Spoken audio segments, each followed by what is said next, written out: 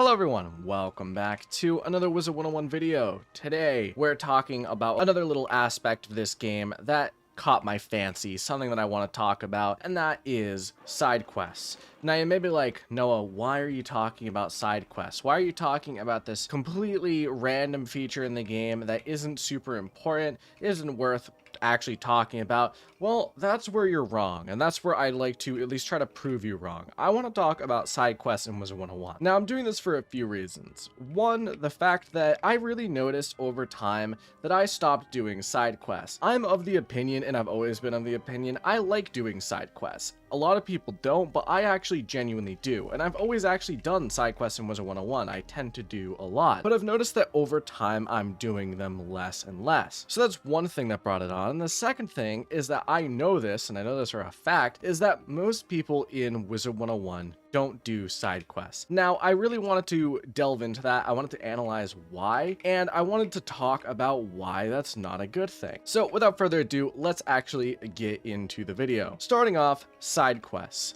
What are they? Why are they? And why are they something that I think is important in video games in general? Well, a side quest is a side objective in a game, something that you don't actually need to do, but is there and will give you a little bit extra, a little bit of a reward, and something a little bit extra, you know, just for fun, and it has a few interesting side effects. First off, side quests are really cool because they expand the game time. It makes it so that, well, yes, you could finish the main story of a game in, say, 10 hours, instead, you'll want to actually spend time in this game. It brings interest to a game and makes it feel unique. One example I can give of this that comes to mind, it's not exactly a side quest, but it's a side objective. In the game Star Wars Jedi Fallen Order, one of my favorite games of all time, in the game, it has you collecting unique looking items and collectibles for you to wear and different lightsaber parts, just a bunch of customization options. It's not exactly labeled a side quest, but it's basically a side quest that you can choose to do. Now, the reason why I want to touch on this is that the actual game itself doesn't have that long of a story. You can finish the game in probably about 10 to 15 hours of playtime if you want to. But instead, if you're like me and the average person, you're going to spend much longer than that, just exploring what the game has to offer and actually seeking out unique collectibles. Now, why is this relevant at all? Well, it's important because it illustrates what side quests are supposed to do. Side quests are supposed to make you like the game more, supposed to make it feel more in depth, feel more lived in, and feel more interesting. Now that you know what they're for and what side quests do for a game, let's look at side quests in Wizard101. Starting off, and something that I think will actually help this topic a lot, is the mass opinion on side quests. Now, why I find that this is useful is it actually gives a good look at what side quests' current state in Wizard101 are. If you ask just about anyone who plays Wizard101, literally anyone, should I do side quests in this game, I'm willing to bet that 99% of them are all going to give you the exact same answer, and that answer is no. Now, there might be a few exceptions to this. For example, I might tell you that I think some side quests are fun, especially in Marleybone and Mushu. Some actually add a little bit to the story and are just a little bit interesting in general. And one answer you might get a lot is that certain side quests in this game are worth doing, such as maybe the Zeke quest for extra training points, or simply say Mount Olympus for the extra gear, Darkmoor for the extra gear. Side quests like that might be offered up as side quests you should do. So what does this tell us about the game? It tells us that in Wizard101, side quests don't offer a lot. Side quests aren't done very frequently, and they aren't actually something most people go out of the way to do. And the reason for this, and what I want to show, is the average look of a side quest in Wizard101. The average side quest in Wizard101 will do the same thing. You'll talk to someone, they'll give you an issue that they want solved, and then they'll give you a paltry amount of XP, maybe a little bit of money, and that's about it. You may fight some mobs, you may fight a boss, you may just go talk to people. You'll be given varying amounts of XP,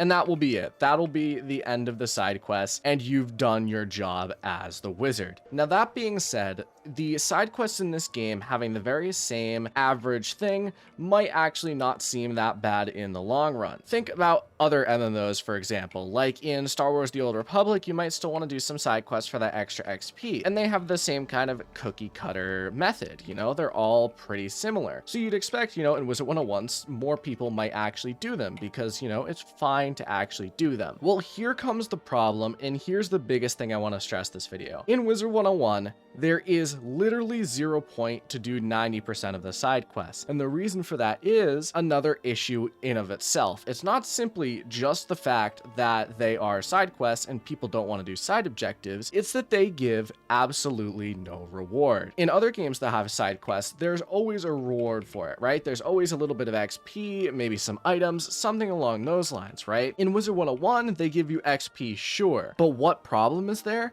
Is the fact that in this game, XP doesn't mean anything. In this game, you are never underleveled and there's never a reason to get overleveled. This game overall, I think the general opinion on it is that it is really easy. Now, if you're a beginner, you might want to get a little bit overleveled, but 90% of people won't have any issues with this game at all and going through it. There's no reason to feel overleveled and no reason to actually go out of your way to get overleveled. But on top of that, and a problem that shows up later that I definitely find, is the fact that you're overleveled to begin with. I've mentioned this in a few videos in the past, but in this game, they broke the XP along the way somewhere where you get massively overleveled just naturally. Like naturally, you are 10 levels ahead of where you should be in the game. And it's just this weird phenomena that was caused by the fact that they halved the total amount of XP needed to level up, except you're already like 5 levels over where you should be. So when they half it,